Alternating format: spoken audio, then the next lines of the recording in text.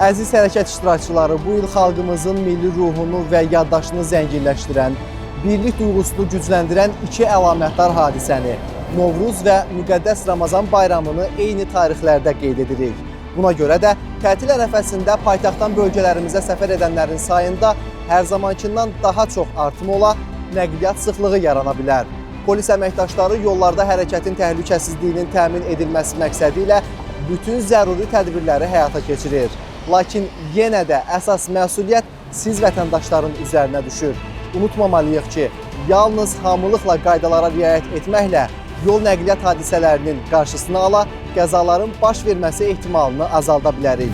İlk növbədə avtomobilin texniki sazlığını yoxlayaq, günün erkən saatlarında yola çıxaq, sürət həddini aşmayaq, yol və hava şəraitinə görə seçək, sükan arxasına sərxoş vəziyyətdə əyləşməyək, avtomobildə olan hər kəsin təhlükəsizlik kəmərindən istifadə etdiyindən əmin olaq, ötmə və manevr qaydalarına uyğun davranaq.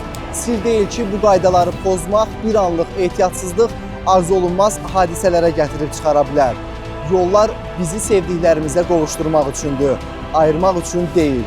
Ona görə də gəlin daha diqqətli və məsuliyyətli davranaq. Xüsusi günləri böyük ruh yüksəkliyi və könül xoşluğu ilə qeyd edək. Bayramlarınız mübarək.